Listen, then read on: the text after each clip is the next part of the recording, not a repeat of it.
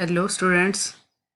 हमारा मांग की लोच वाला चैप्टर चला हुआ है, अभी कंप्लीट नहीं हुआ है। मैंने आपको 2 न्यूमेरिकल दिए थे कुल व्यय विधि वाले, नहीं किए हैं अभी वो। तो उसमें कोई भी कन्फ्यूज़न है तो देखो, ये वाला पैटर्न बनाना है आपने। ये जो बना है ऐसे बना के उस क्वेश्चन को सॉल्व करना है। और उसके बाद हमने पिछले कल 2 मेथड और पढ़े। मैंने आपको पहले बताया कि ये जो बिंदु विधि है इससे रिलेटेड क्वेश्चन ही आएंगे, लेकिन जो प्रतिशत या अनुपातिक विधि है, जो आपका थर्ड मेथड है, ये बहुत इंपॉर्टेंट है। मैक्सिमम टाइम इसी से रिलेटेड क्वेश्चन आते हैं। ये विधि भी आ सकती है और इससे रिलेटेड न्यूमेरिकल हमेशा आते हैं। तो वो न्यूमेरिकल आज मैं आपको समझाऊंगी, ध्यान से सुनेंगे। और साथ में आपको प्रैक्टिस के लिए न्यूमेरिकल दिए। इसके अलावा आपकी बुक, जिसके पास बुक है बच्चे के पास, वो उस बुक से भी अनसॉल्व्ड वाले क्वेश्चन करेंगे। और ये ज़रूर आपने ध्यान रखना है। देखो, इस टाइप से लिखा होगा क्वेश्चन, जैसे आपकी स्क्रीन पे है कि एक वस्तु की कीमत 5 से कम होकर जब 4 रह जाती है तो जो मांग की इकाई है वो 100 से बढ़कर 140 हो जाती है। तो आपने लोच याद करनी है। सबसे पहले क्या करना है आपको, ये वाला, जैसे ये एक टेबल बना है ऐसे बनाना है आपने। ऐसा बनाने के बाद आपको क्वेश्चन सॉल्व करना बड़ा इजी हो जाएगा। जैसे यहाँ लिखा है 5 से कम होकर 4, ये प्राइस वाले ब्लॉक में लिखा है, और मांगी गई मात्रा 100 से बढ़कर 140 हो जाती है। इस टाइप से लिखेंगे, फिर क्वेश्चन सॉल्व करना इजी हो जाएगा। हमने थर्ड वाला मेथड जो पढ़ा उससे ये फॉर्मूला बना था, E D is equal to minus bracket में रख के P upon Q into delta Q upon P.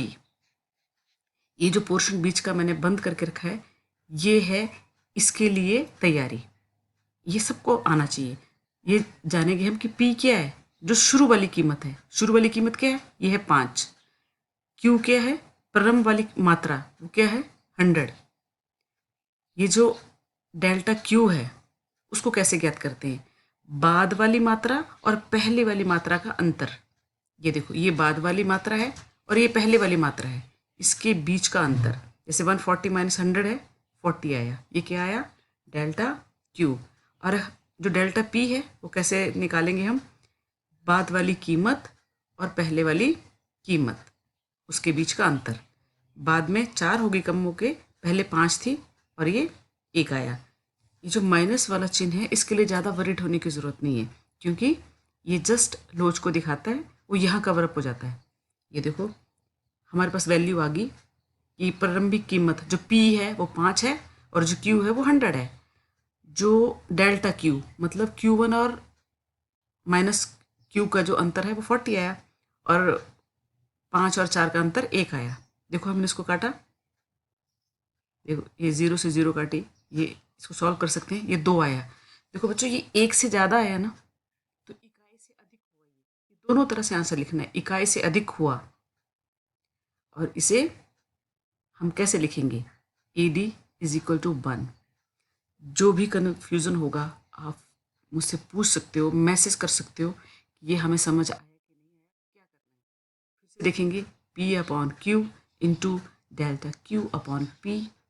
और डेल्टा क्यू और डेल्टा पी कैसे निकालना है, यहाँ लिखा है, बाद वाली वैल्यू से पहले वाली वैल्यू को माइनस करके डेल्टा क्यू बनेगा, और बाद वाली कीमत और पहले वाली कीमत के अंतर से डेल्टा पी बनेगा।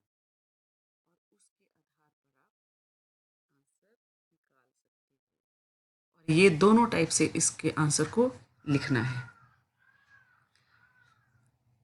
ये देखो, ये मैंने आपको सॉल्व करने के लिए क्वेश्चन दिए।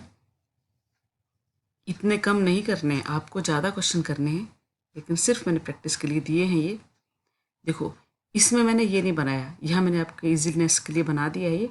यहाँ देखो, 10 से बढ़कर जब कीमत 20 हो जाती है तो मांगी गई मात्रा 100 से 40 रह जाती है। क्या करेंगे इसको, उसको इस तरह के ब्लॉक में कन्वर्ट करेंगे। कैसे, देखो, कीमत 10 से बढ़कर 20 हुई तो यहाँ 10 लिखेंगे, यहाँ 20 लिखेंगे। मांगी गई मात्रा 100 से 40, यहाँ 100 लिखेंगे, यहाँ 40 लिखेंगे। फिर उसको जैसे ऊपर सॉल्व किया है वैसे सॉल्व करेंगे, बिल्कुल इस तरह। ये सारे कुछ चीज़ें सॉल्व करके, ये नीचे वाला क्वेश्चन मैंने आपको ईजी करके बताया है। कि जब कीमत 10 से कम होकर 5 रह जाती है तो मांगी गई मात्रा 50 से बढ़कर 100 हो जाती है। उसको भी वैसे ही फॉर्मूला लिखेंगे पहले इस तरह, फिर आपको पता है पी कौन सी वाली वैल्यू है, क्यू कौन सी वाली वैल्यू है, डेल्टा क्यू कैसे निकालना है, डेल्टा पी कैसे निकालना है। जब आप उसको सॉल्व कर लोगे फिर जो आंसर आएगा वो डिपेंड करेगा उसके आंसर पे कि वो इकाई से अधिक है या इकाई से कम है या इकाई के बराबर है। अगर वो हुआ 1 तो इकाई लोच हुआ, ed इज टू 1। अगर 1 से कम मतलब 0.3, 0.4, 0.6 आया तो वो इकाई से कम हुआ और ed लेस देन 1 लिखेंगे।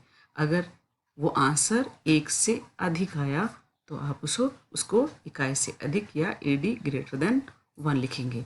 बहुत इंपॉर्टेंट क्वेश्चन है ये। इसके साथ आपको मांग की लोच को प्रभावित करने वाले तत्व मैं दूंगी, वो जस्ट मैं क्लिक करके क्वेश्चन डाल दूंगी।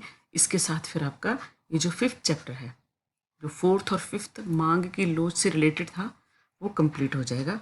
और ये इस वीक अगर आप मांग के नियम और मांग की लोच को समझ सकते हो तो पूरी कोशिश करनी है। और सैटरडे को मैं जस्ट आपको क्वेश्चन क्लिक करके डालूंगी जो आप एज ए टेस्ट करना। तो मैंने स्लोली किया है सिर्फ इसलिए कि आप इन दोनों चैप्टर्स को अच्छे से समझ जाओ। जिस बच्चे को भी जो भी समस्या हो वो मैसेज करके पूछ सकता है या फिर फ़ोन करके पूछ सकता है कि किस तरह से ये क्वेश्चन करने हैं।